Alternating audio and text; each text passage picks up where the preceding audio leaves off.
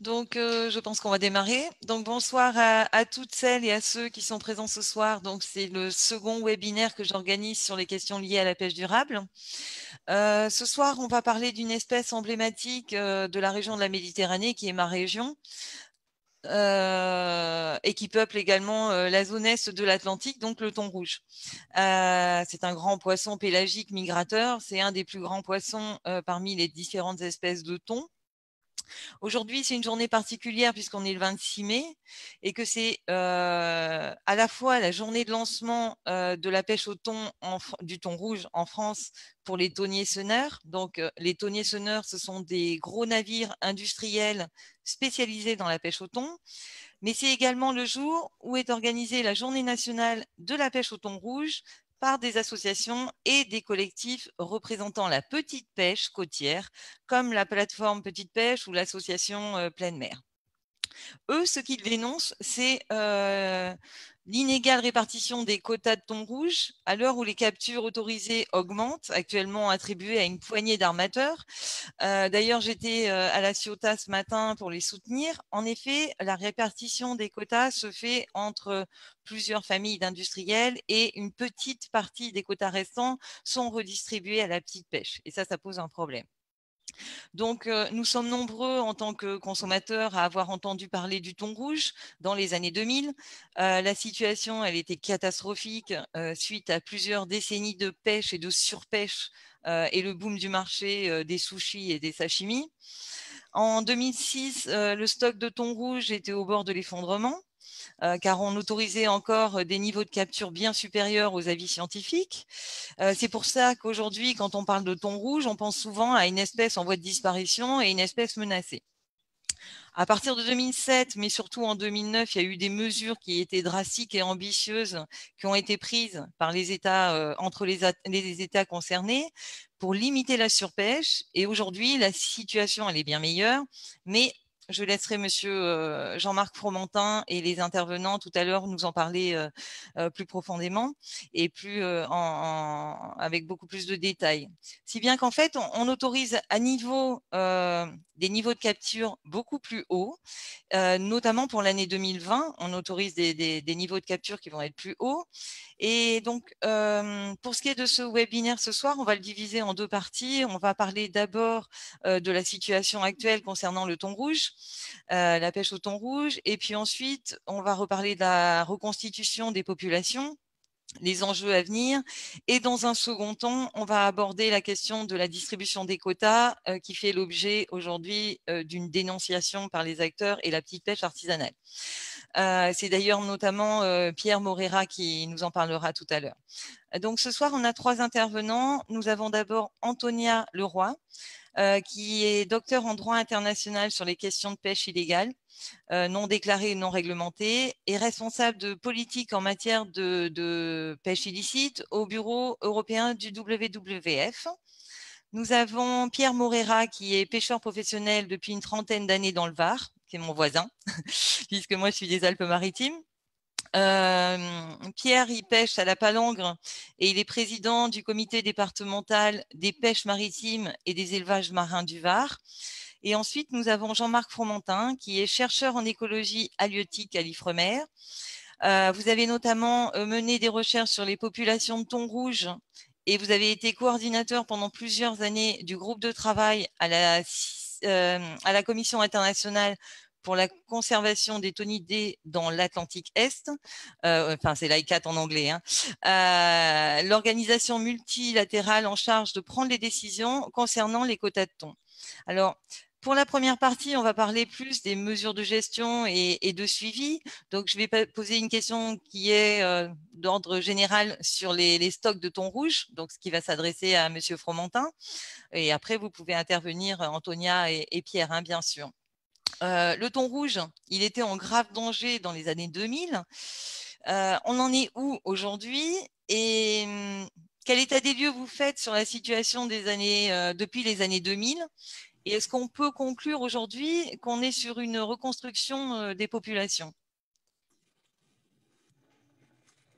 Merci Caroline pour cette présentation. Bon, vous en avez déjà dit un petit peu. Oui, le thon rouge, ça va mieux. Donc, c'est une bonne nouvelle écologique. On n'en a pas si souvent. Donc, c'est bien de savoir que ça existe de temps en temps. Et donc, on est dans le domaine de la pêche. Effectivement, le thon rouge était vraiment, ça allait.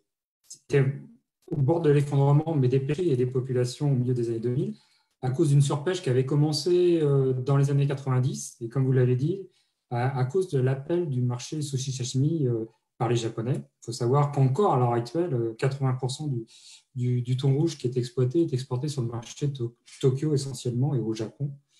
Même s'il y a d'autres marchés qui sont développés en Asie et aussi en Europe, mais ça reste quand même le principal marché. Et si ce marché s'est développé sur le thon rouge atlantique et de Méditerranée, c'est lié à une surpêche sur le thon rouge du Sud.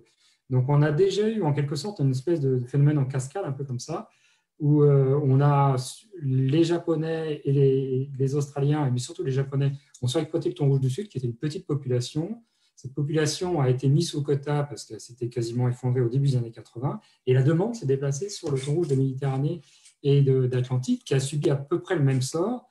Il a fallu batailler pendant pratiquement une vingtaine d'années pour pouvoir avoir un plan de reconstitution du thon rouge qui a donné effectivement des très bons effets, mais ça a été long, hein, 20 ans pour avant que finalement la commission de l'ICAD suive les avis de son propre conseil scientifique, le SCRS, et que l'on ait enfin donc un plan de gestion qui s'est mis en place, de reconstitution qui s'est mis en place en 2006, qui a été décidé en 2006 pour se mettre en place en 2007, qui était incomplet, mais qui avait un certain nombre de mesures sur les tailles minimales, par exemple, qui ont fortement augmenté, sur la durée de la pêche, les zones de pêche. Ça a été fortement renforcé en 2008 et après en 2010. Il a fallu attendre la saison de pêche de 2010 pour avoir un avis de TAC, de quota, qui soit au niveau de l'avis conseillé par les scientifiques. Donc on a attendu 20 ans et on est passé à un niveau de pêche à peu près de, je crois que c'était 11 000 tonnes en 2010 dans ces eaux-là. Il fallait savoir qu'on pêchait environ 50 000 tonnes de 3 ans avant.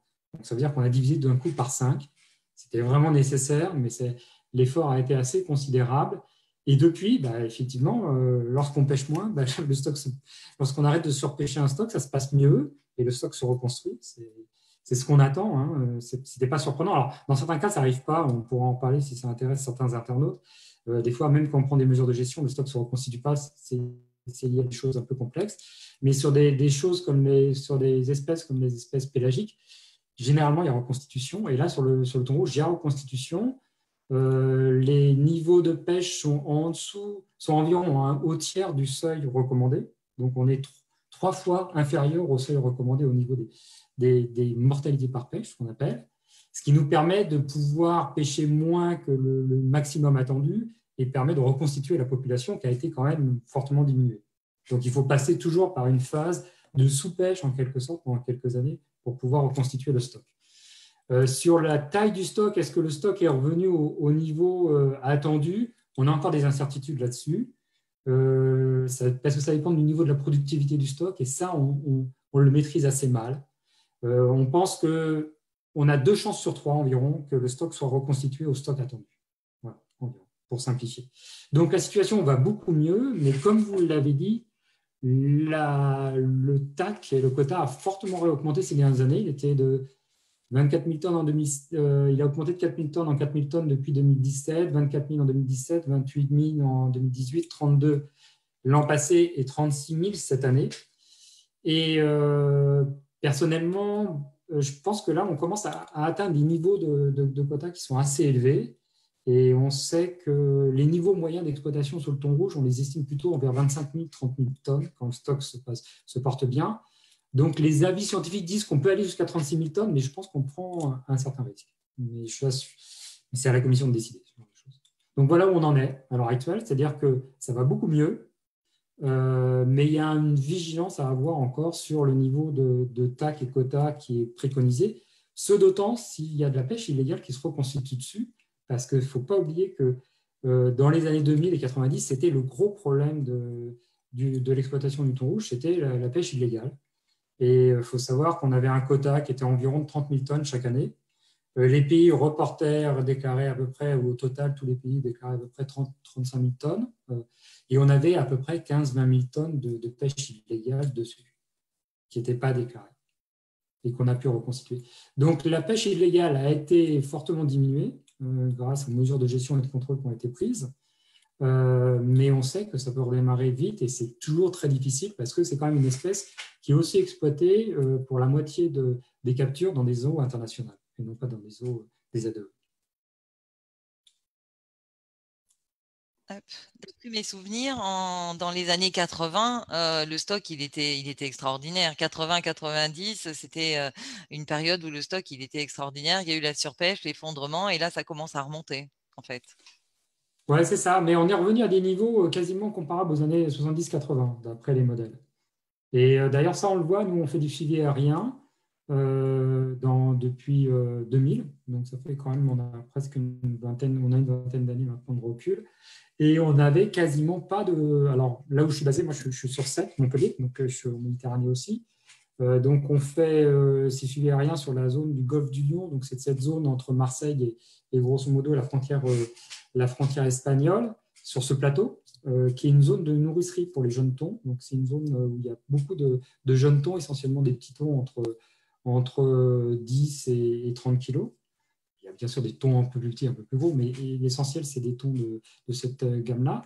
Et ce qu'on avait vu, c'est qu'au début des années 2000, on avait quasiment plus de thon à la côte, c'est-à-dire qu'il fallait vraiment aller à 30, 40 nautiques miles au large pour avoir du thon. Et depuis 2007, depuis 2010 à peu près, on revoit du thon à la côte et en concentration assez importante, comme on voyait dans les années 70-80.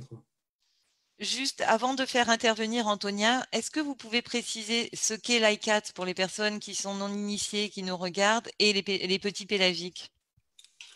Ah oui, alors l'ICAT, alors, ça s'appelle CICTA en français, donc c'est la Commission internationale de gestion des grands pélagiques, thon et requins essentiellement, pour tout l'océan Atlantique et les mers adjacentes, dont la Méditerranée bien évidemment, mais aussi la mer du Nord, le golfe du Mexique, etc. Il y a une commission comme ça par océan quasiment, il y en a une aussi dans l'océan Indien, il y en a deux dans l'océan Pacifique. Et le but, c'est de gérer effectivement les ressources thonières. Et les pays, c'est géré au niveau international parce que, comme vous l'avez dit, un thon, c'est un grand migrateur. Et un thon rouge, on peut l'avoir par exemple au mois de mars sur les côtes américaines et le retrouver en Méditerranée au mois de juin. Donc, c'est-à-dire que c'est des espèces qui peuvent être gérées qu'à l'échelle internationale. C'est impossible d'avoir des gestions à l'échelle nationale. Donc, c'est pour ça que ces commissions ont été montées. Et donc, du coup, ces commissions, c'est des sortes d'agences à deux étages, un étage scientifique avec des scientifiques de tous ces pays qui bordent ces océans qui viennent pour faire les évaluations de stock. Donc, nous, dans l'évaluation pour le thon rouge, on est à environ des scientifiques d'une trentaine de pays différents. Et on fait une évaluation de stock à partir de tous les travaux qu'on a menés dans nos pays respectifs et à partir des statistiques communes de pêche déclarées. On fait tourner des modèles, etc. Et donc, on a un avis collégial que l'on remonte à cette haute sphère de cette commission, qui est le comité politique, qui, sur la base des avis scientifiques, décide des mesures de gestion que tous les pays contractants doivent appliquer. Donc voilà, c'est comme ça que ça se passe en gros. J'espère avoir été clair. Et ce que c'est que les petits pélagiques? Les petits pélagiques, c'est les petits poissons que l'on retrouve dans la colonne d'eau et qui sont généralement la ressource et les proies des grands pélagiques. Les grands pélagiques, c'est les thons, c'est les requins, c'est les poissons, les marlins, les poissons porte-épée, les spadons, etc. Et les petits pélagiques, typiquement, c'est l'anchois, la sardine, le hareng, voilà, ce genre d'espèces. Est-ce que vous voulez intervenir, Antonia? Oui, tout à fait. Tu peux rajouter quelque chose là-dessus. Donc, en effet, nous, notre position au WWF. Bonjour tout le monde, pardon, en premier. Et merci Caroline pour l'intervention, la présentation et l'invitation. Oui, donc comme l'a dit Monsieur Fromentin, nous, notre position, c'est aussi de rester vigilant sur la pression mise sur ces stocks qui sont assez fragiles et très prisés. Voilà, on ne sait pas encore s'ils sont totalement reconstitués, donc l'approche de précaution est plutôt souhaitée de notre côté. Après, dans le débat plus général d'aujourd'hui, nous, ce qu'on voit, c'est qu'en effet, on peut rediscuter de la redistribution pour qu'elle soit davantage équitable, mais on a des inquiétudes, notamment sur la traçabilité et le contrôle de ces pêcheries. notamment sur les fermes aquacoles, on l'a vu l'année dernière avec l'affaire Fontes, et sur les produits frais. Donc, il y a plusieurs choses et on sait que les quotas sont répartis surtout sur les seineurs qui, par contre, par rapport à l'ICAT, ont 100% d'observateurs, ont plus, disons, de mesures qui s'appliquent à eux en termes de traçabilité et contrôle. Et apparemment aussi moins de prises accessoires selon les avis scientifiques. Par contre, d'un point de vue de redistribution, ça peut être en effet rediscuté, et notamment du point de vue de la durabilité du secteur. Parce qu'on sait que ces seineurs, notamment, disons, débarquent la plupart de leurs captures dans des fermes aquacoles qui sont en effet exportées en Asie. Donc nous, ça nous pose des vraies questions, notamment pour le ratio au niveau de tout ce qui est nourriture dans ces fermes aquacoles. Et l'année dernière, donc c'est une autre organisation régionale des pêches, la CGPM, donc la Commission générale pour la Méditerranée, qui a mis quand même en place des mesures d'urgence pour la reconstitution des stocks de petits pélagiques. Et on sait que ces stocks de petits pélagiques servent notamment à nourrir les cages de thon. Donc, ça nous pose des vraies questions là-dessus, en termes de durabilité, notamment pour le transport, pour l'empreinte carbone vers d'autres pays. Donc, on pense vraiment qu'il y a besoin d'une revalorisation locale avec la petite pêche, qui sûrement est une solution ici, de ces produits. Et donc, des circuits courts pour une démarche plus durable dans le futur. Et je pense que la période qu'on vit actuellement, en ce sens, est très parlante, notamment sur les circuits courts et sur d'autres modes de consommation. Donc voilà, dans un premier temps, ce que je peux dire. Alors sur les quotas, je reviendrai après avec Pierre sur la deuxième partie pour parler des quotas. Est-ce que, Antonia, vous pouvez nous expliquer le rôle des fermes aquacoles et pourquoi est-ce qu'on a recours à ces fermes aquacoles justement? Alors, on a recours à ces fermes aquacoles pour engraisser les thons, notamment pour plus gros, plus de profit, etc. Et là, il y a un manque de transparence entre les volumes, le nombre d'espèces, etc., qui finissent dans ces fermes, qui sont finalement une manière de sous-reporter, sous-déclarer les captures d'une manière ou d'une autre, que ce soit en termes de taille, de quantité, etc. Donc, voilà, et ces fermes aquacoles, ensuite, vendent les produits principalement en Asie. J'ai une question de Martin sur Facebook qui dit est-ce que les niveaux de thon rouge des années 80 n'étaient pas déjà dégradés et quelles références fixer en fait? Je pense que c'est pour plutôt Jean-Marc. Oui, alors, l'histoire de la pêche du thon rouge, elle a plus de 2000 ans. Maintenant, on pourrait remonter à plus loin. Donc, on a des traces avec du temps des Romains et des Phéniciens. Donc, on peut aller vraiment très, très loin. Donc, bien évidemment, on a affaire sur une espèce qui est exploitée par l'homme depuis très, très longtemps. Et ce dont on s'est aperçu, moi, j'ai eu une thésarde qui a travaillé là-dessus avec moi on a essayé de reconstituer un petit peu les captures de thon rouge depuis le XVIe siècle jusqu'au XXe siècle et d'analyser les fluctuations. On s'est aperçu que le problème, c'est que c'est comme ça avec toutes les populations naturelles, de toute façon. C'est que ce n'est pas stable, une population naturelle. De toute façon, ça fluctue tout le temps. Ça fluctue à court terme, ça fluctue à moyen terme, ça fluctue à long terme. Et sur le thon rouge, ce dont on s'est aperçu, c'est qu'on avait une fluctuation séculaire extrêmement importante et qui était contraire d'ailleurs à un signal climatique et de température. Et on pense que finalement, ce qui se passe sur la population de thon rouge, c'est qu'on a des fluctuations dans la taille du stock, mais aussi dans sa répartition spatiale. C'est-à-dire que le stock de thon rouge ne va pas forcément chaque année exactement au même endroit. À notre échelle humaine, peut-être, mais à l'échelle séculaire, non. Et ce dont on s'est aperçu, c'est que potentiellement, les zones, notamment de reproduction, peuvent un peu bouger en fonction des conditions climatiques. Et ce qui fait que finalement, les madraques, par exemple, qui capturaient le thon rouge dans les 15e, 16e, 17e, 18e et 19e et 20e siècles, ont vu des périodes de disette, par exemple au milieu du 18e siècle, avec des périodes fastes, comme au début du 20e siècle. Donc, c'est difficile à dire quel est le niveau de base, en quelque sorte, sur lequel on peut se référencer sur le thon rouge. En gros, ce qu'on doit faire, c'est avoir une gestion relativement adaptative en fonction des conditions naturelles et de productivité du stock qui fluctue en fonction des conditions environnementales. Pierre, une petite question. Vous qui êtes pêcheur, qu'est-ce que vous avez pu observer en tant que pêcheur sur l'évolution des populations du thon rouge? Et est-ce que pour vous, il y en a plus depuis un certain nombre d'années? Est-ce que vous voyez une évolution par rapport au stock? Oui, pour moi, en fait, je vois énormément plus de thon rouge depuis les 10 ans, bon, un peu moins peut-être, depuis 7-8 ans. Donc, on observe des thons rouges à terre. Il y a même des ports, on a vu des thons rouges rentrer dans le port, ce qui est complètement affolant. Et surtout, quand on pêche un thon rouge, qu'on le vide, moi je les vide systématiquement avant de les détailler. En fait, ils vont avoir un sard à l'intérieur, ils vont avoir une droite rose. Donc, ça veut dire qu'ils montent vraiment très au bord. Et comme le thon rouge est quand même un grand appétit, on pense aussi que la multiplication de ces thons rouges a un impact quand même assez fort sur les autres espèces. On a des confrères qui ont attrapé des thons rouges dans des filets à sol. Une saulière, ça fait 1,20 m de haut. C'est-à-dire que normalement, ça ne devrait pas arriver. Et ça arrive. Donc, il y a vraiment beaucoup plus de thons rouges. Moi, j'avais une petite remarque à faire. J'avais 2 remarques à faire, si c'est possible rapidement. Sur le côté, comme a dit mademoiselle, sur les fermes aquacoles. Pour moi, la ferme aquacole, ça n'est pas un système durable. C'est-à-dire que, par exemple, quand on capture des thons rouges à 30 kg qu'on met dans une ferme aquacole en Espagne ou à Malte, d'ailleurs, dans ces 2 pays, il y a des gens qui sont en prison pour avoir magouillé sur le thon rouge, sans vouloir épiloguer.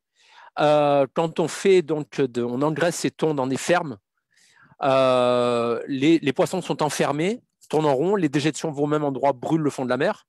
Et il y a des chalutiers qui raclent les côtes africaines, qui ôtent le poisson aux autochtones, aux Africains donc. Et eux, c'est vraiment une pêche vivrière, c'est-à-dire ils ont besoin de ça pour nourrir leur famille, de façon à les déshydrater et à nourrir ces animaux qui vont grossir, qui vont être livrés au Japon à 80% et qui seront payés aux Bahamas ou ailleurs. Ça me fait plaisir pour eux, mais écologiquement, on n'est pas du tout dans le bon. Donc ça, c'est mon avis personnel. Deuxième chose, au niveau de la pêche illégale, il y a une pêche illégale tout à fait majeure et qui n'est pas prise en compte par l'Europe, c'est celle de la pêche de plaisance. C'est-à-dire qu'en fait, nous, en tant que pêcheurs professionnels, soit on est en tant que pêcheur artisan, on n'a pas le droit de le faire, donc comme ça au moins c'est réglé. C'est l'immense majorité des pêcheurs artisans. Soit il y a une centaine de pêcheurs artisans qui ont obtenu une AEP, une autorisation européenne de pêche, dont je fais partie. C'est la 2e saison de gelée, je demandais depuis 10 ans.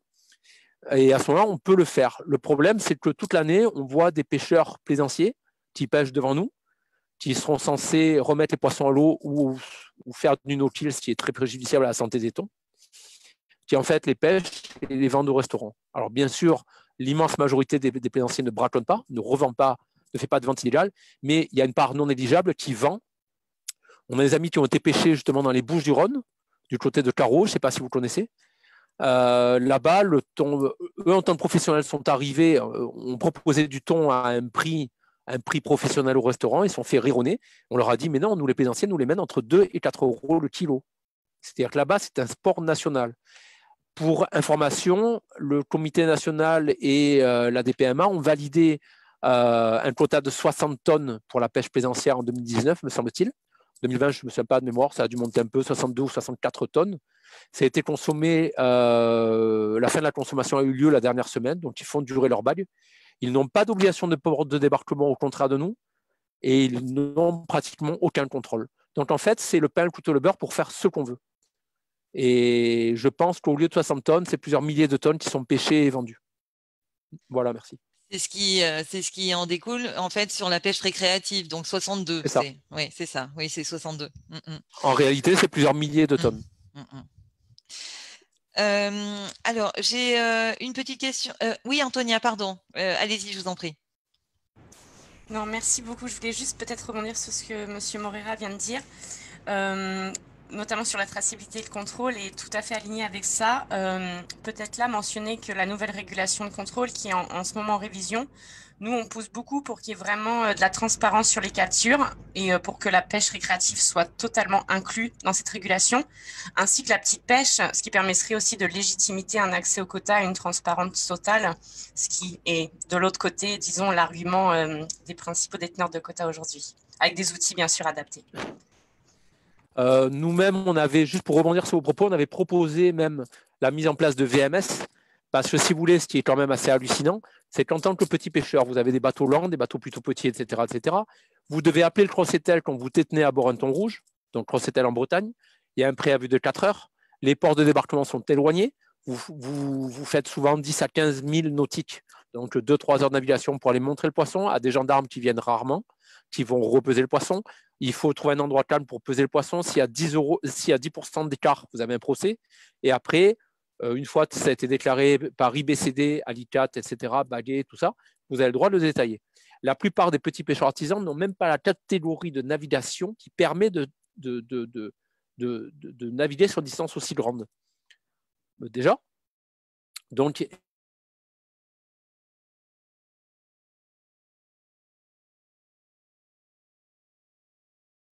on a perdu Pierre. Et donc, il y a des ports de débarquement, etc., etc. Mais la côte nationale, à ce que la plaisance soit assujettie à un gage obligatoire. En fait, il y a eu refus. Le numéro 2 des PMA, qui est quelqu'un de très que j'apprécie bien, M. Gatto, nous a dit les plaisanciers sont politiquement intouchables. Donc, je me pose la question, est-ce qu'on est bien dans une vraie démocratie où on essaie de gérer une ressource commune dans l'intérêt de tous?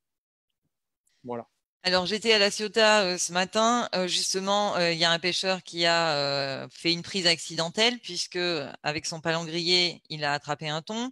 Il a une autorisation de 5 prises accidentelles et la procédure a été que donc il a passé son coup de fil. La gendarmerie maritime, on va dire, lui a donné rendez-vous. Il était 10h30 du matin, lui a donné rendez-vous à 15h, donc il a glacé le thon qu'il a enfermé dans un capiton, en attendant que cette gendarmerie vienne contrôler, peser, mesurer, ensuite baguer pour que ensuite il puisse détailler, sachant que pendant tout ce temps, le bateau attend, etc. Et seulement à ce moment-là, il pourra détailler le thon et arriver à le vendre en fait. Et en sachant qu'il a autorisation de 5 prises accidentelles par an. Donc, et en sachant que Gérard, dans son cas, il a un bateau assez gros, il a un AEP Espadon, donc il est habitué à travailler ce genre d'espèces, il a des coffres à thon, il a de la glace. Si c'est un petit pointu qui est habitué à travailler au filet, qui ne fait que ça, le poisson, il va le jeter dans ces conditions. Donc du coup, le quota pour lequel on s'est battu, de façon à ce que tous les pêcheurs, les petits pêcheurs artisans puissent avoir accès à au moins 5 tonnes par an, on avait demandé 10, on s'est fait rire au nez, mais on a obtenu quand même 5 tonnes par an. En fait, ça n'est pas exploitable. Donc les gens rejettent le poisson. Mort, pour rien. C'est ce que il m'a été relaté. On voit qu'un enjeu, ce sont les contrôles, Antonia. Que pensez-vous des niveaux de contrôle? Je vais d'abord poser la question à Antonia et ensuite la même question à Jean-Marc si vous voulez intervenir ensuite par rapport justement à ces mesures de contrôle. Merci. Alors nous, au Bureau européen, c'est vrai qu'on regarde un peu tous les pays. Donc déjà au niveau européen, il y a des mesures de contrôle très disparates selon les pays, notamment avec le permis à points et les sanctions qui sont très faibles dans certains pays, voire inexistantes. Donc là, ça crée, disons, un level playing field où on dirait une compétition inéquitable entre déjà les pays européens sur ces questions de contrôle. Ensuite, on voit qu'elles sont aussi qu'il y a moins de transparence selon les pêcheries. Donc là où les sonneurs ont l'avantage, c'est qu'en effet, il y a 100% des observateurs à bord, etc. Et donc, c'est pour ça que la nouvelle révision de contrôle, avec notamment les nouveaux outils technologiques qui sont développés et qui sont déjà utilisés de manière volontaire dans certains pays. On a vu en Espagne avec les Green Boss, qui est en fait un système, comme vous l'avez mentionné, M. Moreira, un peu de vessel monitoring system, c'est-à-dire de système de contrôle satellitaire, qui est déjà en place et qui notamment a bénéficié aux institutions et aux autorités, mais aussi aux pêcheurs pour des questions de gestion du thon et de collecte de données, etc. Donc là, il y a des vrais outils à repenser et bien sûr à adapter à chaque type de pêcherie. Mais c'est vrai qu'aujourd'hui, on n'en est pas là. Il y a un vrai manque de transparence. Et notamment sur la petite pêche et la pêcherie de plaisance. J'ai une question pour Monsieur Fromentin. Comment est-ce que le suivi des populations, de thon rouge fonctionne, compte tenu justement de ces longues migrations qu'effectue l'espèce en fait, et quels sont justement les enjeux en matière de suivi scientifique? C'est une très bonne question. Les enjeux sont énormes parce qu'effectivement, on comprend tout de suite, suivre des populations comme ça qui se déplacent sur de telles distances et sur de telles zones, c'est extrêmement important. C'est extrêmement difficile pour les scientifiques. Ce qu'il faut voir, c'est qu'un thon qui est potentiellement pêchable par M. Moreira aujourd'hui, il faut se retrouver dans 2 mois au large des côtes des États-Unis ou au sud du Groenland. Donc, on voit les enjeux, c'est extrêmement difficile à suivre. Alors, ce que l'on fait classiquement depuis très, très, très longtemps, c'est les captures. C'est l'un des problèmes que l'on a.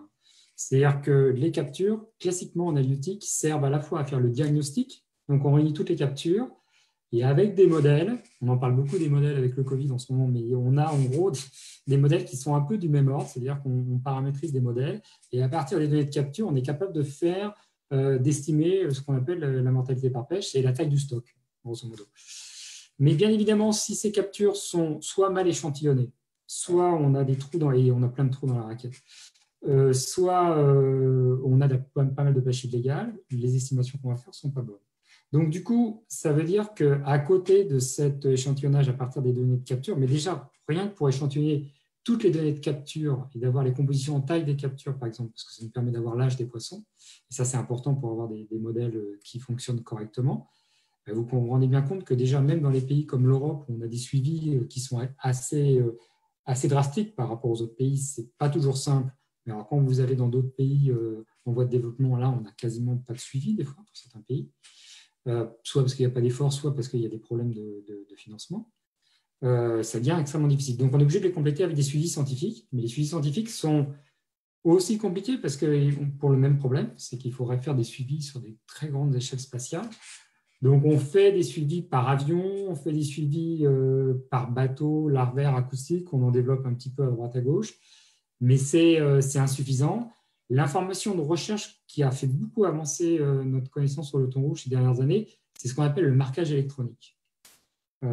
C'est les fameuses balises, comme des petites balises Argos miniaturisées que l'on met sur les thons et qui nous renseignent pour savoir où ils se déplacent. Et il y a eu comme c'est une espèce emblématique, notamment parce que les pêcheries sportives américaines sont extrêmement intéressées par cette espèce. Il faut savoir que, par exemple, les pères juniors, les présidents Bush pêchaient le thon rouge au large de Miami. Donc, il y a plein de milliardaires américains. Donc, il y a eu énormément d'argent qui a été mis dans ces suivis au thon rouge avec des balises Argos. Et ça nous a énormément renseigné sur l'utilisation de l'espace, de l'habitat, comment le thon migre entre 2 zones, pourquoi il migre. Et voilà, merci Pierre. Voilà, c'est ce genre de marque que l'on trouve. Merci. Alors, ça coûte extrêmement cher, hein, ça vaut $4 000, cette pièce-là, ce truc-là. Parce qu'il faut savoir que ça, c'est juste le prix de la marque. Mais pour le poser, il faut aller sur un bateau, etc. C'est du temps, etc. Donc, chaque opération de marquage, c'est environ 10 000 euros, quoi. Donc, ça coûte extrêmement cher. Et c'est pour ça que c'est un petit peu limité. Mais maintenant, on a 20 ans de recul et ça nous a énormément aidé. Donc, en gros, pour faire le suivi, voilà, on regroupe toutes ces informations, à la fois les informations qui viennent de la pêche, de suivi de certaines flottilles, des informations qui viennent de ces suivis électroniques et de campagnes scientifiques faites par les suivis aériens ou par des campagnes acoustiques. Alors, j'ai une question pour l'ensemble des intervenants d'Edgar sur Facebook qui aimerait connaître l'avis des intervenants sur un événement comme le Monaco Tagging Tournament où des plaisanciers participent au traçage des thons.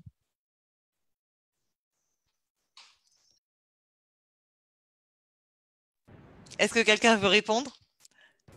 Je préférais laisser la parole à mes collègues ici. Je n'ai pas suivi.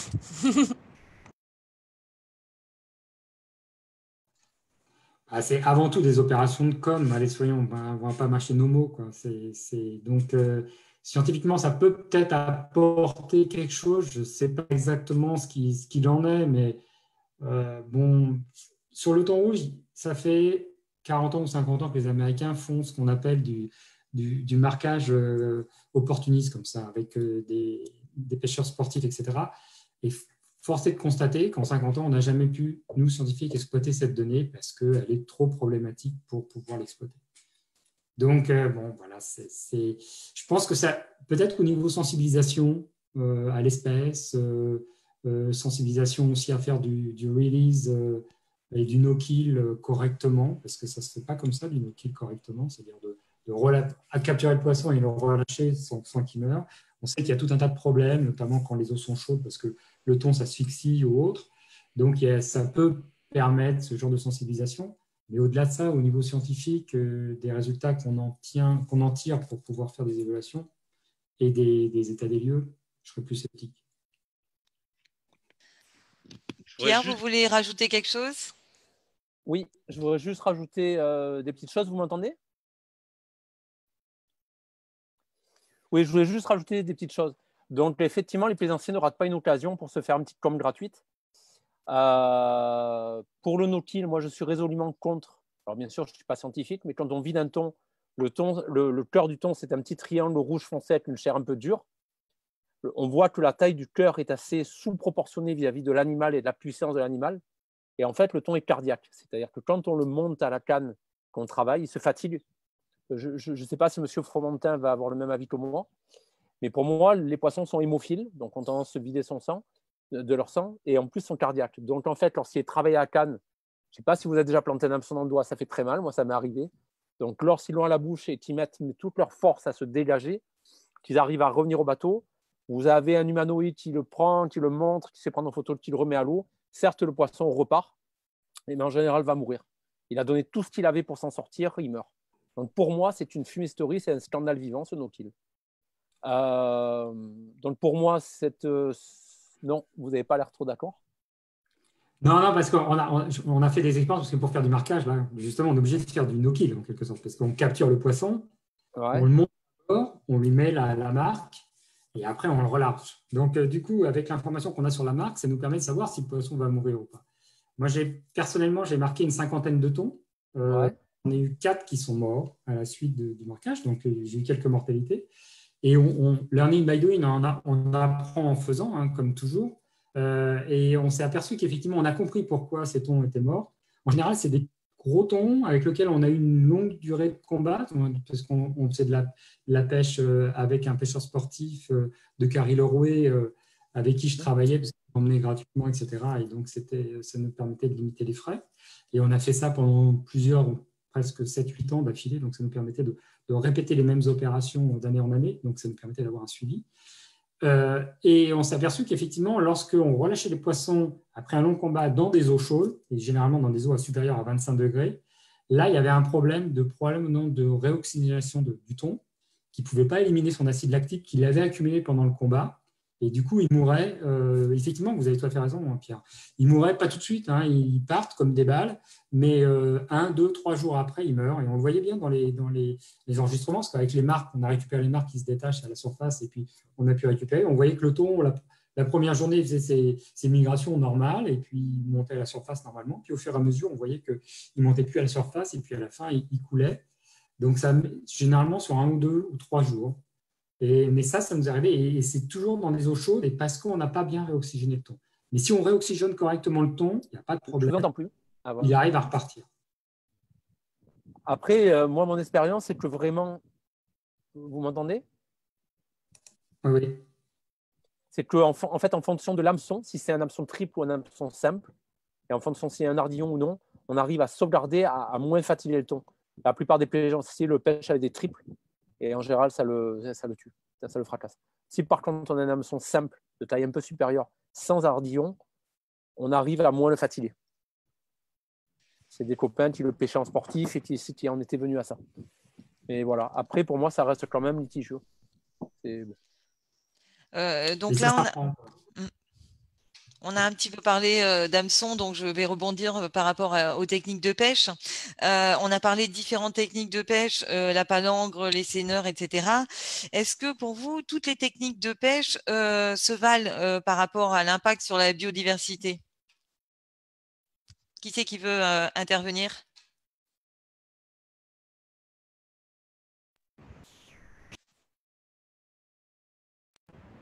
Oui, merci Caroline. Peut-être dire un mot là-dessus. Pour moi, la question est un peu compliquée parce que du coup, on devrait prendre en compte peut-être toute la chaîne de valeur. Et souvent, on oublie qu'on prend juste ils ont la capture, donc peut-être qu'en effet, un sonneur qui a moins de prises accessoires avec un observateur à bord qui fait une prise en 1 heure, etc. Peut-être qu'au niveau de l'empreinte écologique, juste, disons, de la capture, elle est moins importante, mais il faudrait le comparer encore avec d'autres types de pêcheries. Là-dessus, voilà, comment on compare, etc., c'est encore une autre chose. Mais ensuite, il y a toute la question de, après, ces poissons vont dans des fermes aquacoles, sont nourris par d'autres espèces, puis sont exportés, donc il y a toute une empreinte carbone. Donc, si on prend la chaîne de valeur en circuit court et local, avec des pêches à petit impact, serait l'idéal. Voilà, ça serait mon point de vue là-dessus. Je suis tout à fait d'accord avec ça, mais c'est vrai que ça dépend si on parle sur la biodiversité pure et dure ou sur l'empreinte écologique au sens large. Parce que c'est vrai que sur la biodiversité pure et dure, les seineurs sont très propres. Moi, les seineurs à thon rouge, parce qu'il faut bien faire attention, ce n'est pas le cas des seineurs sur les thons tropicaux, parce qu'ils pêchent sur des objets flottants. Et donc, du coup, il y a de la diversité et ils chopent plein de diversité. Il y a des problèmes sur les requins, etc. Pour les seineurs au thon rouge, ce n'est pas le cas, parce qu'effectivement, ils visent des bancs qui sont en pleine eau et qui sont monospécifiques. Nous, on a suivi à l'Ifremer plusieurs pêches comme ça pour voir un petit peu ce qui était pêché en presse accessoire. On trouvait du mola-mola, j'étais surpris qu'on trouvait pas mal de poissons de lune, mais qui survivaient. Les dauphins, ça posait pas trop de problèmes parce qu'ils arrivaient à les éviter ou à les faire sortir des seines.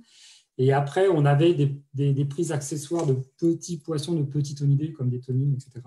On pouvait retrouver éventuellement, mais c'était assez rare. Donc, c'est une pêcherie qui est, au niveau biodiversité, la pêche à la seine est relativement propre. En plus, ils ont l'énorme avantage de voir les poissons qu'ils vont entourer et la taille qu'ils ont. Et donc, du coup, ils ne pêchent pas très peu de poissons sous taille s'ils le veulent.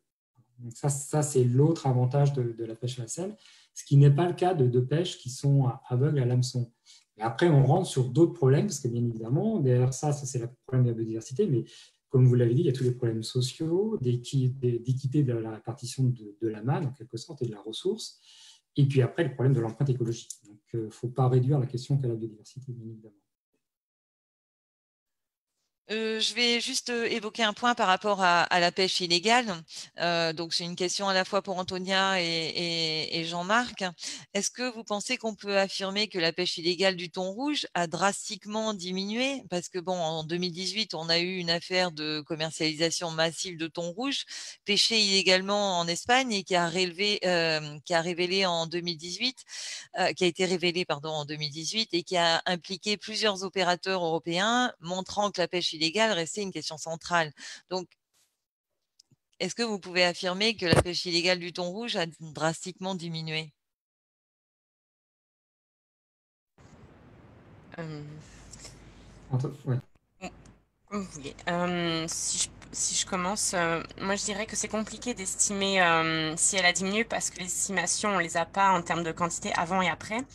Après, ce qu'on observe, c'est un changement dans les pratiques de ces opérateurs. Donc peut-être qu'avant, il y avait aussi beaucoup de pavillons de complaisance, de pêche illégale pure, ne respectant pas les règles. Aujourd'hui, on voit qu'il y a beaucoup plus d'opérateurs qui ont des licences, etc., tout à fait légales, mais beaucoup plus de sous-déclaration, de non-déclaration, ou de blanchiment de poissons dans les fermes, ce qui se passait peut-être moins en 2000. Voilà, donc les pratiques ont changé. De là à dire est-ce qu'il y en a plus ou moins, ça reste compliqué. Je pense tant qu'il y a du profit et des opportunités, elles restent présentes.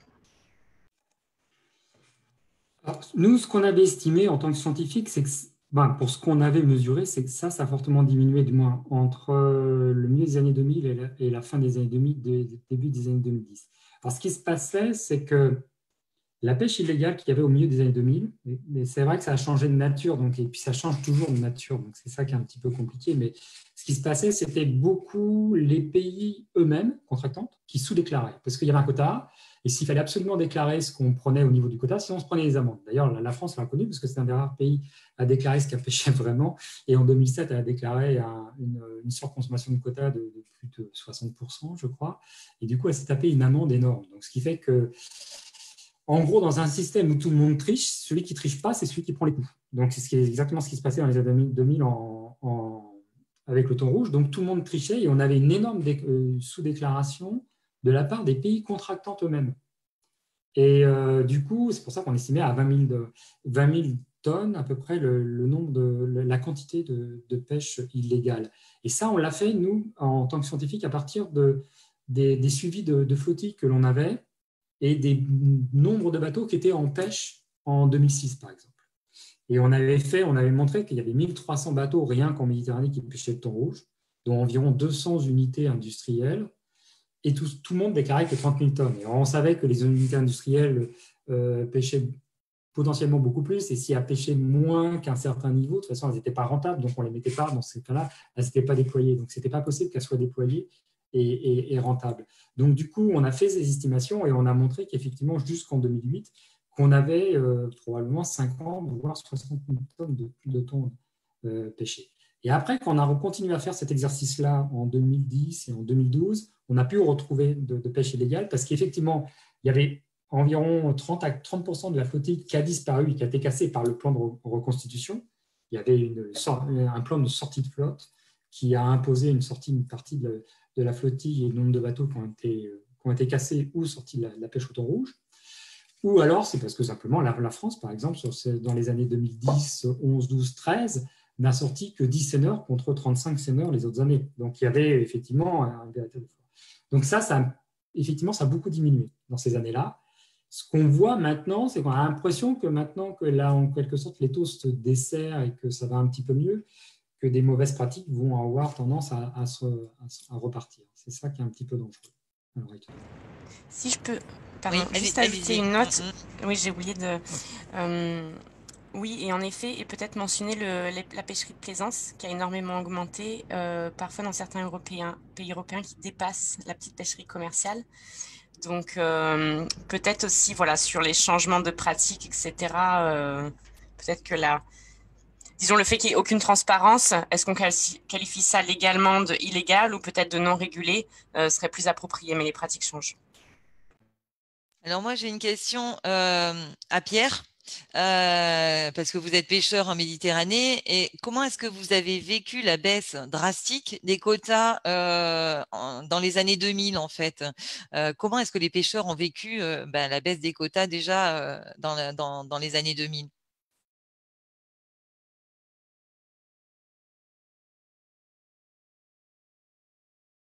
On vous entend pas? Il faut réactiver le micro.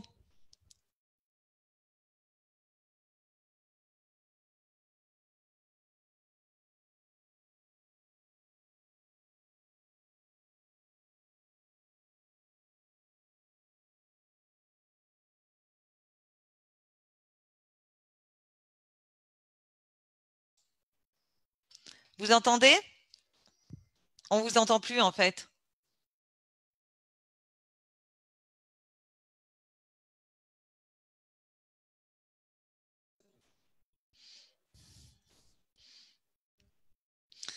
On a perdu Pierre. Bon, je vais rebondir justement en attendant que Pierre revienne. Dans les perspectives, aujourd'hui, on a une recommandation prise en 2018 par l'ICCAT où il est prévu que les quotas soient ramenés à 36 000 tonnes. Est-ce que c'est pas trop pour assurer la reconstitution à long terme de l'espèce, ou est-ce que vous pensez pas que ça risque de mettre à mal tous les efforts de pêche qui ont été faits jusque-là? Est-ce que Antonia et Jean-Marc, vous pouvez réagir par rapport à ça?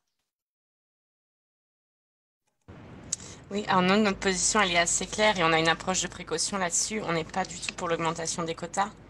Comme l'a mentionné M. Fromentin au départ, on n'est pas totalement sûr que le stock est reconstitué. Donc voilà, une augmentation des quotas, pour nous, ce n'est pas pour tout de suite, du moins. Ta sœur. C'est pas flamand. Ouais, le problème, c'est que l'ICCAT, la commission politique, moi je le sens, mais je sais pas. L'avis scientifique complètement, mais sans prendre en compte les incertitudes qu'il y a dans le modèle. Et c'est comme tout, c'est comme le modèle qu'on entend sur le Covid. On voit bien qu'en fonction des modèles qu'on utilise, on a des résultats un petit peu différents parce qu'on n'arrive pas quand même avec les modèles. On arrive à appréhender mieux ce qui se passe, mais on n'est pas sûr à 100%. Et sur le modèle de l'ICCAT, de toute façon, ça fait depuis 30 ans qu'on l'utilise, même si ça s'améliore au cours du temps, il y a énormément d'incertitudes. Et là, à l'heure actuelle, je trouve que la commission politique n'a pas vraiment complètement tenu compte des incertitudes qu'il y avait sur le modèle, moins pas assez, à mon avis. Et les 36 000 tonnes, on sait que de toute façon, au-delà de 28 000 tonnes, le modèle dit qu'on va stopper la progression de la quantité du stock. C'est-à-dire qu'on sera toujours sous le seuil de surpêche, ça, il n'y aura pas de problème. Mais par contre, on va arrêter de reconstituer le stock. Le stock va recommencer à baisser légèrement. Donc, est-ce que c'était le moment de faire ça? Voilà, c'est une question purement politique pour le coup, parce que là, les scientifiques ont donné leur avis. Et je pense que c'est un problème aussi de confiance dans le modèle, mais ça, on a un peu l'habitude d'être malheureusement avec les politiques, c'est que dès l'instant où il y a des incertitudes dans le modèle, généralement, ils l'utilisent à des fins de dire, comme il y a des incertitudes, on fait généralement ce qui nous arrange le plus, à savoir, dans ce cas-là, le plus gros quota. C'est ce qu'on a connu par le passé.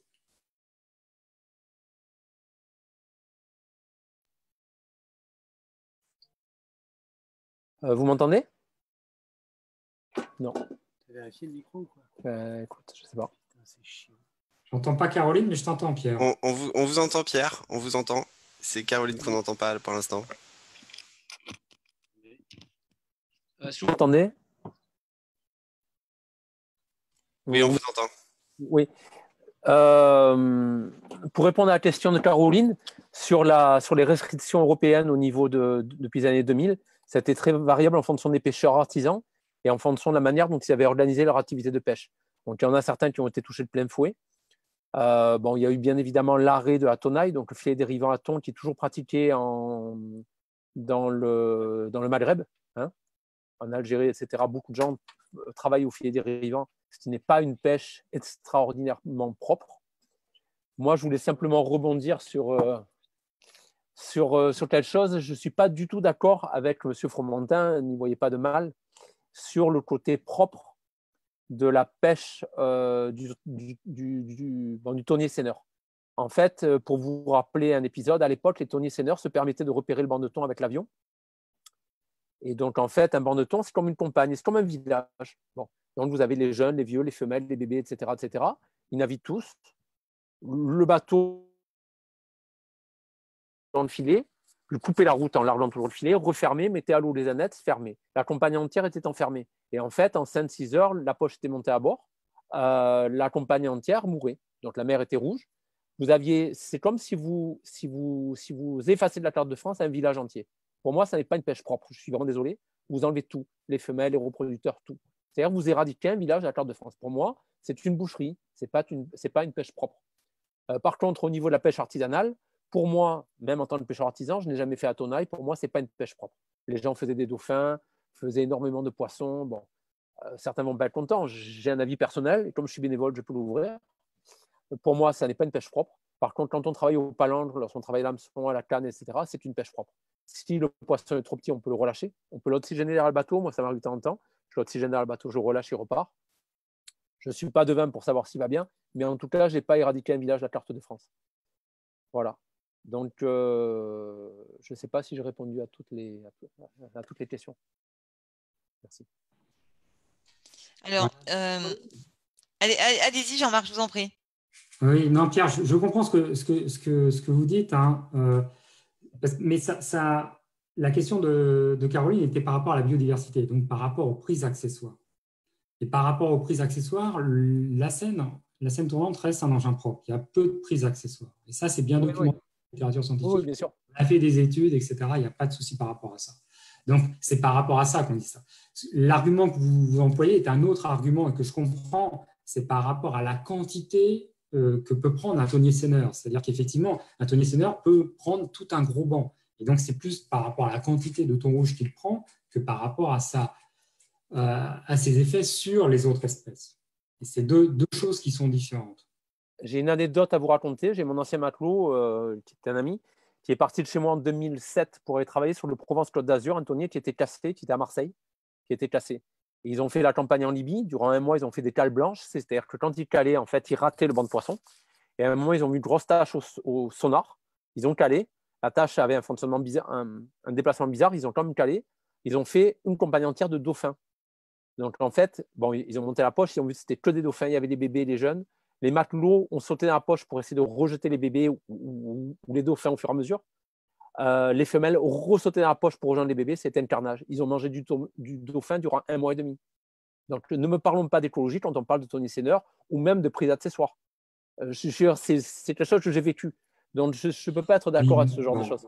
Oui, mais je comprends votre point de vue. Hein. Je comprends votre point de vue. Je ne veux pas entrer sur une polémique, Pierre, mais moi, je sais aussi, par exemple, que la petite pêcherie à Palangrière, dirigée sur le thon, posait un certain nombre de problèmes au début, notamment dans les années 2010, de prise accessoire de raies pastenagues, où il y avait 2 raies pastenagues qui étaient prises pour un thon, et de prise aussi de petits thons en dessous de 8 kg, ce qui fait qu'ils étaient pesés.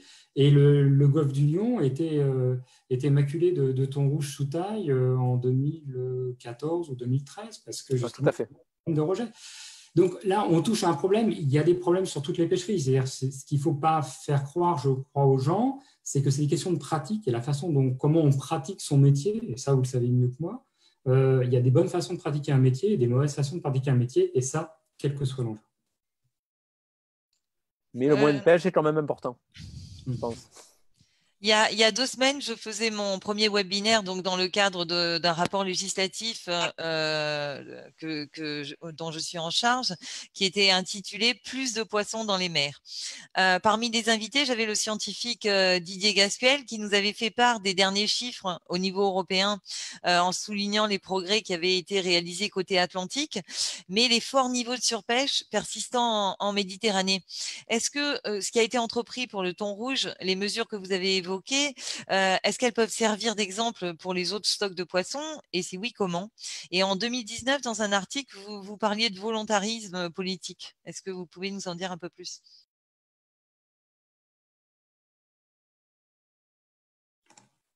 C'est pour moi la question, Caroline. Ouais, alors, malheureusement, c'est un peu difficile de généraliser parce que les pêcheries méditerranéennes, effectivement, il y a. Alors, ce qu'il faut savoir, c'est qu'on n'a que la moitié des stocks, en gros, des captures, qui sont évalués. Donc, on ne sait pas vraiment ce qui se passe sur l'autre moitié.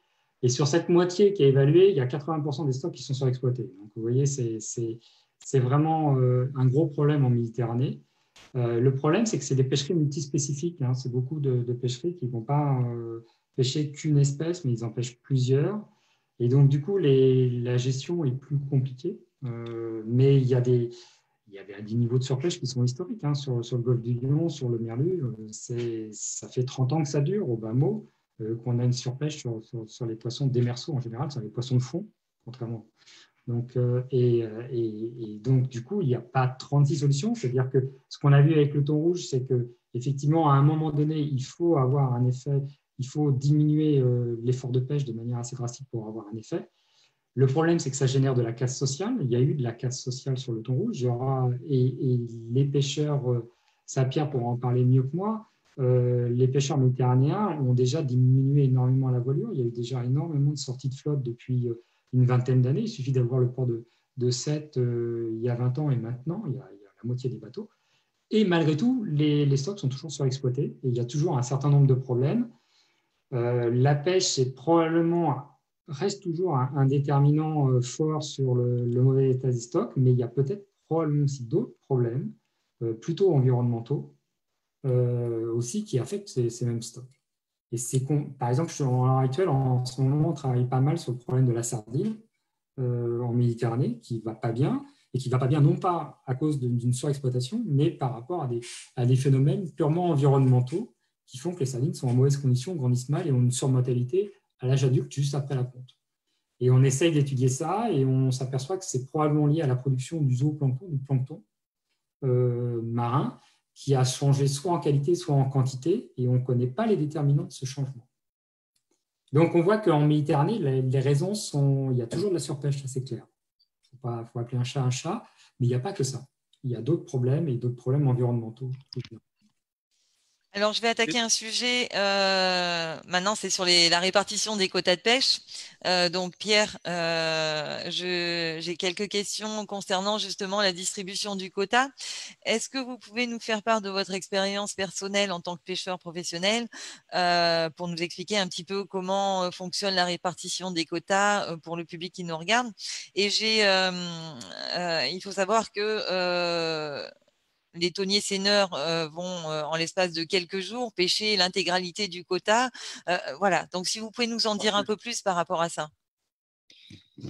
Oui, je voulais juste, apporter une petite précision sur la question précédente. En fait, au niveau de la pêche artisanale, il n'y a pratiquement aucune étude réalisée en Méditerranée sur les espèces que nous pêchons. C'est-à-dire qu'en fait, comme les débarquements en Méditerranée sont beaucoup plus faibles qu'en Atlantique, pour vous donner un ordre d'idée, j'ai changé mon bateau il y a 3 ans. Je l'ai acheté à Dieppe. L'ancien propriétaire seul à la ligne, à la canne, faisait 120 000 € de chiffre d'affaires à l'année. Bon, nous ici, les bateaux qui font 120 000, il n'y en a pas beaucoup et ils ne sont pas seuls, ils travaillent à 2 ou 3 et il y en a vraiment très peu. Chez nous, dans le Var, hein, il y a plus de chiffre d'affaires en Occitanie, les chiffres sont prouvés. Il y a un peu plus de chiffre d'affaires, au plus on monte à l'ouest, au plus le chiffre d'affaires est fort, mais il n'a rien à voir avec le chiffre des façades atlantiques. Nous, par contre, en Méditerranée, vu que le poids économique est assez faible, c'est une vente directe, il y a assez peu de débarquements, les espèces n'ont pas été étudiées, mis à part le merlu. Et les sardines, il y avait une forte sardine en choix et thon, en fait. Hein. Donc, en fait, il n'y a aucun suivi réel scientifique des espèces que nous travaillons. Nous avons essayé avec le comité des pêches et puis Pélamed, le projet Pélamed avec Planète Mer, de faire un suivi scientifique sur certaines espèces, mais c'est compliqué, on part de loin et rien n'a été fait. Donc, c'est un peu compliqué, on est dans le flou. Il n'y a même pas eu de bilan instant zéro, instant T. Au niveau de la répartition des quotas, alors en France, il y a un grand principe, c'est le principe d'antériorité. C'est-à-dire, si vous avez pêché par le passé, vous pêcherez dans le futur. Et au plus vous avez tué de poissons avant, au plus vous en tuerez après. C'est quelque part assez immoral, parce qu'on pourrait se dire que les gens ont besoin que le soleil se lève pour tout le monde, et qu'un jeune qui va acheter un bateau aujourd'hui, ben, s'il n'a pas tué de poisson avant, s'il n'a pas mis à bord de thon rouge, il n'en mettra jamais. Donc ça, c'est le principe d'antériorité. Les quotas sont rattachés bien souvent au navire, mais il y a 2 poids 2 mesures. C'est-à-dire que moi, pêcheur artisan, si je veux transférer mon quota sur un autre bateau, ça va être très compliqué. C'est faisable dans certaines conditions, etc., etc. Quand on est un thonier seineur avec de gros quotas et qu'on appartient à l'organisation de producteurs qu'il faut, on fait à peu près ce qu'on veut. C'est un constat, on l'a remarqué souvent. Il y a une forte concentration des quotas. C'est-à-dire que quand on a les moyens financiers suffisants, on peut se permettre de racheter des bateaux qui ont un AEP, une autorisation européenne de pêche. Et en fait, on va racheter le bateau, on va prendre le quota, le transférer sur un autre bateau et revendre le bateau avec juste le quota socio-économique. Donc, ça permet de concentrer. En fait, les gens en France qui ont beaucoup de quotas, donc la pêche industrielle, les thoniers seineurs, ont tendance à concentrer le quota en rachetant les bateaux des gens qui vont mal financièrement ou en leur faisant des propositions très alléchantes. Ce qui se passe aussi, c'est que donc en fait, voilà, le principe d'antériorité ferme la porte à tous les jeunes qui voudraient rentrer et il n'y a pas de logique. Si vous n'avez pas été à la pêche aux années où vous aviez la chance de vous créer une antériorité, vous ne pêcherez plus. Bon. En France, il y a 90% du quota qui est attribué aux thoniers seineurs, à la pêche industrielle. Comme ça ne leur suffit pas, parce qu'en fait, ils ont beaucoup de frais et puis un gros appétit, je pense, en fait, ils construisent des petits métiers. Alors, les petits métiers, on n'a pas la même définition. Pour moi, un petit métier, c'est un bateau de moins de 12 mètres. Nous, en Méditerranée, c'est des bateaux 11 mètres 80. Les thoniers seineurs construisent régulièrement. Donc, nous, en Méditerranée, c'est moins de 12 mètres, mais bon, de manière générale, ça peut aller jusqu'à moins de 18 mètres sur les autres façades. Bon, en tout cas, chez nous, moins de 12 mètres. Toujours est-il que les petits métiers construisent régulièrement des catamarans ou des bateaux de 24 mètres, qui pour moi sont des bateaux industriels, donc se déguisent en petits métiers, et donc ont beau jeu de dire dans les réunions du comité national, de la commission thon rouge, nous sommes aussi des petits métiers. Et ça fait travailler leur équipage, sûrement par souci de philanthropie. Tout ça est très bien, mais c'est donc un impact qui est accru sur la ressource, une concentration du quota, ce qui ferme la porte aux nouveaux entrants, ce qui ferme la porte aux jeunes, ce qui ferme la porte à tous les gens qui en ont besoin. Surtout qu'en fait, comme les scientifiques l'ont dit, certaines espèces en Méditerranée sont surexploitées. C'est-à-dire, si on veut s'inscrire dans un cadre de durabilité, il faut avoir une consommation durable. Or, malheureusement, le Français connaît mal le poisson, a eu sûrement le goût gâté, c'est par la grande distribution, qui lui vend de la pêche industrielle. Et donc, les gens qui font l'effort d'aller acheter aux petits pêcheurs veulent du loup, de la dorade, enfin les espèces souvent d'aquaculture qui ont été mis au goût du jour, de la baudroie, et puis de la langouste, etc., du chapon. Donc, en fait, il y a une pression. Forcément, quand on vous demande un certain type de produit, vous allez mettre une pression importante sur ces espèces qui se maintiennent, mais qui ne vont pas si bien que ça. Mais par contre, il y a une espèce abondante aujourd'hui, relativement abondante, le thon rouge. On en voit vraiment sur les côtes, on en voit un peu partout. Il y a, il y a de plus en plus de prises. Et donc, on aimerait bien avoir accès à cette ressource dans des quotas qui soient limités pour éviter de repartir dans le drame qu'il y a eu dans les années 2000. Donc, dans des quotas limités et sous contrôle, de façon à ce qu'on puisse exercer pleinement notre polyvalence et arriver à lever le pied sur les autres espèces. Il n'est pas question de devenir milliardaire, faire les thons et les langoustes et les chapons ici et là. Il est question de lever le pied sur certaines espèces pour les laisser reposer et pouvoir faire un thon de temps en temps. C'est ce qu'on est arrivé à faire en demandant ce quota de 10 poissons par an qui était ramené à 5 poissons par an et qui a été très peu exploité. Je ne crois même pas 30%, me semble-t-il, parce que les conditions d'exploitation sont trop compliquées pour des bateaux, dans des petits bateaux artisans. Donc, il y a vraiment un gros problème sur la répartition de la ressource. Antonia, est-ce que vous êtes d'accord avec le constat qu'a fait Pierre? Oui, en fait, on a bien conscience des limites des antériorités, c'est un fait.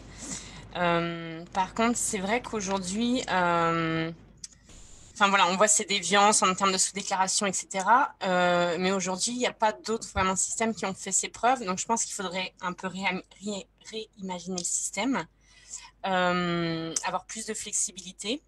Et aussi, notamment, c'est des questions qui se posent quand on travaille sur le changement climatique avec l'immigration des espèces. Est-ce qu'on t'aide plus au même endroit, etc. Donc là, il y a aussi des questions qui se posent sur la redistribution des quotas, peut-être même entre pays. Et puis, peut-être pour dire aussi, nous, on est en faveur d'une redistribution davantage équitable. Et je vois sur le chat notamment la question de l'article 17 de la PCP. C'est tout à fait la question. C'est peut-être un point pardon, aussi pour vous, Caroline. Mais je sais qu'à Bruxelles, on le voit davantage dans les débats. Je crois que l'Union européenne regarde ces sujets, a vu que les États, c'est la responsabilité des États de ce système de redistribution et pas l'Union européenne, mais regarde comment peut-être dans une renégation de la PCP pourrait en tout cas peut-être émettre des critères ou des choses pour une redistribution plus équitable. Et surtout faire appliquer l'article 17, justement. Moi, j'ai une question à Pierre, parce que suite à l'émission de Cache Investigation sur le thon rouge, où on avait relevé les inégalités de répartition des quotas par rapport aux poignées de senneurs et des armateurs en 2019, vous aviez introduit un recours avec d'autres collectifs de petits pêcheurs artisans, comme la plateforme Petite Pêche. Comment s'est passé le recours? Et j'ai une question de Christophe Pignol sur Facebook, qui disait lui aussi que les seineurs prenaient les quotas, pêchaient les quotas en quelques jours. Il dit qu'on n'a pas parlé des DCP. Donc, est-ce que vous pouvez un petit peu déjà nous parler du recours et où on en est pour 2020 par rapport à ce recours? Vous m'entendez? Oui. Donc, au niveau du recours, en fait, comme depuis des années, on se dispute avec nos amis thonnés-seineurs, qui sont des confrères. Mais bon, c'est pas parce qu'on est confrères qu'on doit empêcher les autres de respirer et le soleil se lève pour tout le monde. En fait, après de multiples demandes d'assouplissement, c'est-à-dire que les pêcheurs artisans ne vont pas si bien que ça et ont besoin d'avoir accès au thon rouge de manière modérée, encadrée, réglementée, de façon à éviter les erreurs du passé, qui ont été commises par la pêche industrielle et non pas les pêcheurs artisans, quand même, en général, il faut le rappeler. En fait, il y a eu de non-recevoir. Je dirais même un certain manque d'intelligence, parce que vu le quota qu'ils ont, ils nous auraient donné un petit peu de quota qu'on aurait pu répartir de manière équitable entre les gens qui en ont besoin et on ne serait pas monté au clash. Bon, volonté de non-recevoir, à force, on était obligé de se disputer. Donc, on a fait un recours, on a posé la question à la France. Est-il normal que 90% du quota soit distribué à une poignée d'armateurs? Le problème, c'est que ça fait 3 ans et demi. Je ne vous cache pas qu'une grosse partie de la population des pêcheurs artisans pense qu'il y a eu quand même qu'il y a un lobbying très important des gros armements au niveau de l'État. Donc ça, c'est pour rester politiquement correct dans mes propos, je reste très modéré. On pourrait employer des mots beaucoup plus virulents. Donc sans vouloir polémiquer sur les éventuelles influences et corrélation entre ceux qui détiennent les gros quotas et puis l'État qui prend les décisions. Ce qui est sûr, c'est quand même assez inquiétant que ce recours qui a été posé par des avocats il y a 3 ans et demi, voici bientôt 3 ans et demi, n'a toujours pas été traité. On nous dit bientôt, il n'est pas traité. Donc, on se pose la question, on se demande où ça en est. Voilà. Mais on espère vraiment avoir des recours. Les Tony Seigneur n'aiment pas ce recours pour une raison bizarre. Donc, les Tony Seigneur n'aiment pas du tout ce recours. D'ailleurs, à la dernière commission de thon rouge, après 4 heures de discussion, on avait essayé de demander un quota socio-économique de 2 tonnes pour les pêcheurs artisans et de nouvelles AEP pour les jeunes qui arrivent et qui ont besoin. On s'est fait sauter à la gorge. Il a fallu 4 heures de discussion pour tomber à 1 tonne 2. Et d'ailleurs, il y a un des Tony Seigneur qui nous a dit, mais alors, en contrepartie, il nous faut quelque chose. Il faut lever ce recours. Donc, on lui a gentiment expliqué qu'on n'était pas marchand de tapis. Vous avez les PV disponibles au comité national. Voilà. Donc, c'est quelque chose qui ne leur plaît pas. Nous, on pose simplement la question, et comme on leur a dit, ce n'est pas contre vous, ce n'est pas contre votre métier. Nous ne voulons pas les milliers de tonnes que vous avez. Nous demandons simplement avoir un accès mesuré à la ressource pour les gens qui le souhaitent. Parce qu'il ne faut pas oublier qu'il y a une grosse partie des pêcheurs artisans qui ne comptent pas faire de thon rouge, qui n'ont pas des bateaux adaptés, qui ne veulent pas monter au large. C'est parce qu'ils n'aiment pas et ils ont le droit. Voilà, ça ne concerne pas forcément tout le monde. Mais que les gens qui le souhaitent et qui le peuvent puissent travailler.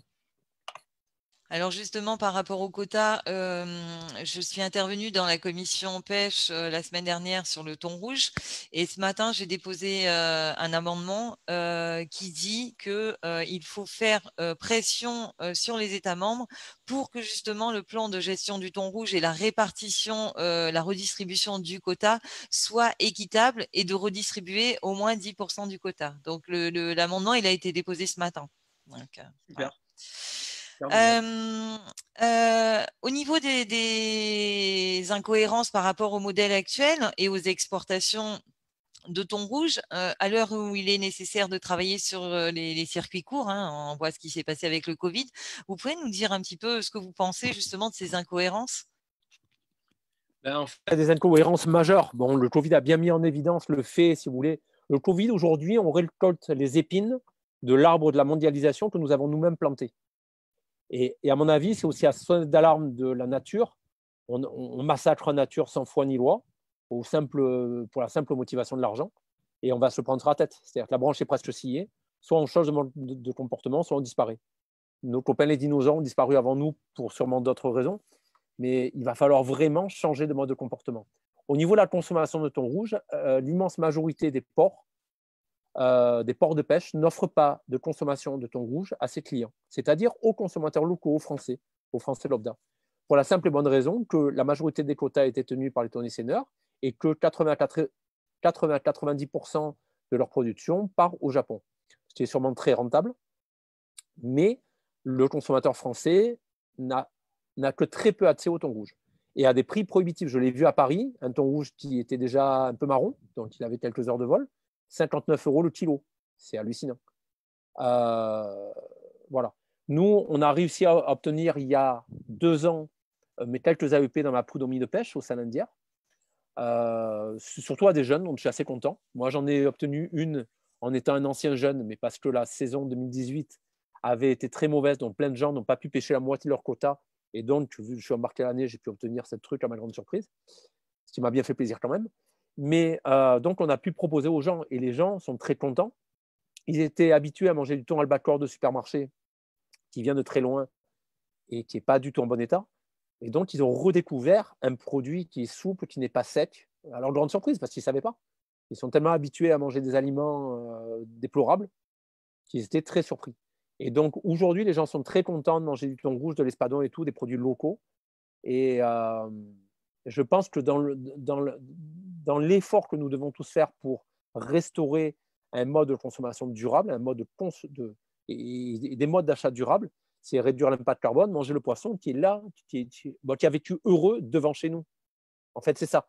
C'est aussi une question de conscience. C'est-à-dire, est-ce qu'il est juste de manger un poisson qui a été élevé dans des fermes aquacoles, soit sauvage mais en captivité, soit produit en éprouvette et qui n'a jamais fait l'amour, qui n'a jamais mangé quelque chose de naturel et qui n'a jamais été heureux? Est-ce que c'est juste? Ou est-ce qu'il vaut mieux manger un poisson heureux qui a vécu de manière heureuse en toute liberté, qui s'est déjà reproduit, vu la taille, et qui est mort sur l'hameçon ou dans le filet, etc., mais qui au moins a vécu une vie heureuse. Moi, ça me semble la deuxième solution me semble largement préférable. Est-ce que vous voulez rebondir, Antonia et Jean-Marc, par rapport à l'impact du Covid sur la petite pêche et les circuits courts et justement le fait de consommer les produits locaux? Bah oui, enfin, on est en train de travailler sur l'IPBES, là, qui est un peu l'IPCC de la biodiversité, hein, le changement climatique, sur justement un petit peu les nouvelles façons d'avoir des relations humaines avec la biodiversité. Et ce que vient de dire Pierre et ce que vous avez dit avant, Caroline, c'est tout à fait exact. C'est-à-dire qu'il y a besoin de changer nos relations avec le vivant et le vivant qu'on exploite, notamment toutes ces ressources que la nature nous donne et qu'on exploite. Et la mondialisation, c'est un vrai problème pour les produits de la mer. Ce qu'il faut savoir, c'est que les produits de la mer, c'est le produit le plus mondialisé de toutes les denrées alimentaires. C'est plus encore que les mondialisés que les céréales, ce genre de choses. C'est assez étonnant, hein, mais ce qu'il faut savoir, on arrive avec des aberrations complètes. Par exemple, il y avait je le prends toujours comme exemple parce que ça m'avait surpris, c'était une pêcherie de crustacés qui était au large de l'Écosse, qui était généralement mise en conditionnement au niveau de l'Écosse et revendue essentiellement sur le territoire britannique, mais aussi un peu exportée en Europe. Ça a été racheté. Ils n'ont rien trouvé de mieux que finalement, il fallait mieux la conditionner au Vietnam parce que ça permettait de rapporter de l'ordre de 10 centimes d'euros par kilo, quelque chose de cet ordre-là. Donc, ce qui faisait que, alors bien sûr, les externalités liées à l'empreinte carbone ne sont pas prises en compte. Et donc, ce qui fait qu'ils ont démantelé l'usine qui était en Écosse. Les crustacés étaient pêchés en Écosse. Ils étaient renvoyés au Vietnam. Ils étaient conditionnés au Vietnam. Et après, ils étaient ramenés après en Europe et dans les pays en voie de développement. Donc, on voit qu'on a des aberrations comme ça sur lesquelles il faut bien sûr arrêter parce que ça n'a pas de sens. Et puis, finalement, le gain qui est fait est relativement faible. Et par contre, l'empreinte écologique qu'on laisse est énorme. Donc, il faut arrêter ça. Et effectivement, les circuits courts, ça a du sens. Alors, ce qu'il faut dire aussi, c'est que quand même, enfin, moi qui ne suis pas de Méditerranée d'origine, je n'avais pas la culture du thon. Et il y a assez peu de culture, au niveau culinaire, j'entends, il y a assez peu de culture du thon en France. Les pays européens qui ont une culture culinaire liée au thon, c'était plutôt l'Italie, historiquement, et après, secondairement, l'Espagne. Il y en avait assez peu en France, et je pense que c'est quelque chose qu'il faut développer, justement, parce que je suis entièrement d'accord avec vous, Pierre, c'est des choses qu'il faut habituer les gens à manger du thon. Et moi, je sais que je venais d'une famille où on me disait non, le thon, c'est vraiment pas bon, on ne mange pas parce qu'on ne savait pas le cuisiner, et quand on le cuisine mal et qu'on le cuit trop, c'est pas bon, c'est tout sec, que ce soit du thon tropical ou du thon rouge, ça revient au même. Donc, il faut savoir le cuisiner. Donc, effectivement, il y a aussi une question de culture culinaire à avoir, je pense, autour du thon, et à changer un petit peu l'image que l'on a de cette espèce-là. Je voudrais juste poser une question à Antonia, en fait, sur le même sujet par rapport à la relocalisation, la consommation. Est-ce que c'est pas la solution à la surpêche sur les autres océans? Là, je suis rapportrice du dossier sur l'accord de pêche aux Seychelles, l'accord thonier, qui est un des plus gros accords thoniers. Et donc, on y voit la surpêche de l'albacore, etc. Donc, justement, est-ce que c'est pas la solution à la surpêche?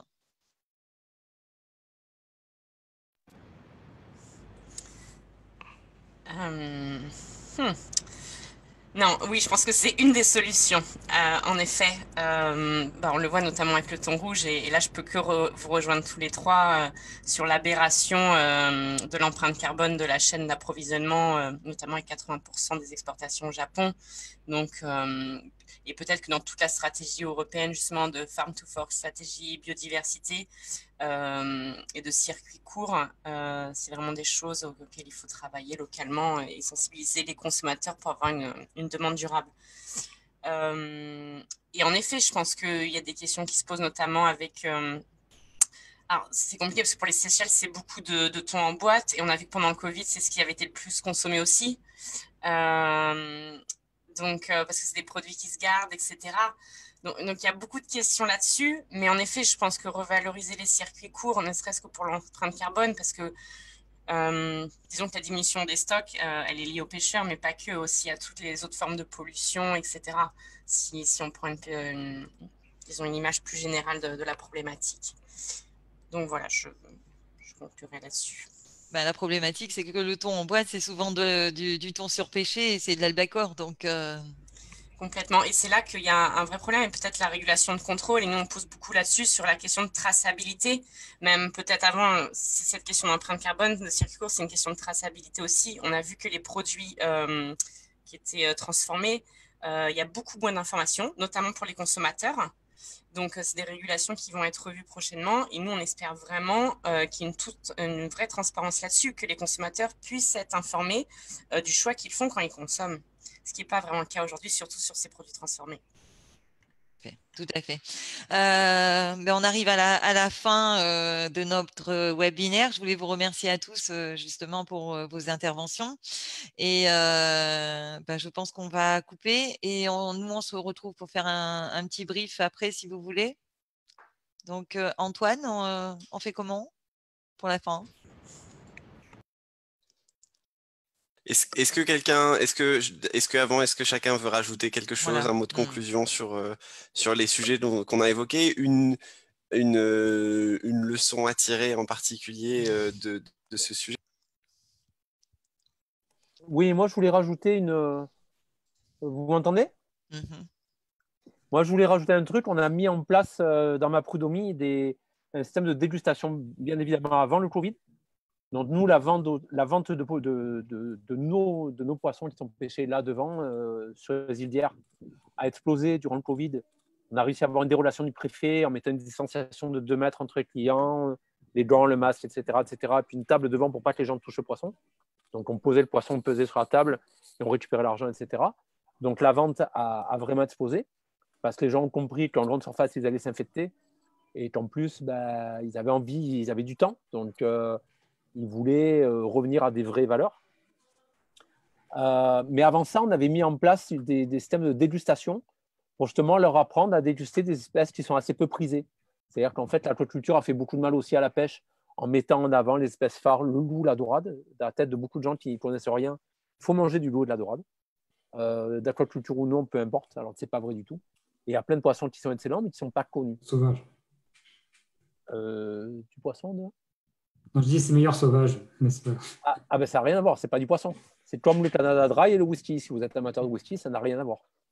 Là, c'est... Bon, enfin bref. Donc on a eu, en fait, au travers des dégustations qui sont en circuit court, seulement avec notre poisson, bien évidemment, que nous cuisinons nous-mêmes, mais de manière simple, à plancha, avec un riz, une petite sauce maison, etc. Arriver à faire jusqu'à 200-300 couverts, des gens vraiment contents, manger les pieds dans l'eau, et arriver à faire une vraie écologie de terrain, c'est-à-dire leur expliquer où ils font erreur à notre sens, parce que nous parlons de notre métier, de notre passion, et les réhabituer à manger des poissons simples, qui ne sont pas chers, qui sont bons, qui apportent des oméga 3, qui apportent beaucoup de choses. C'est la mode des oméga 3, vous savez, mais surtout du poisson heureux. Et en plus, ce qui est très important, surtout dans cette période troublée, et à mon avis, c'est le départ, c'est vraiment d'arriver à créer du lien entre les gens.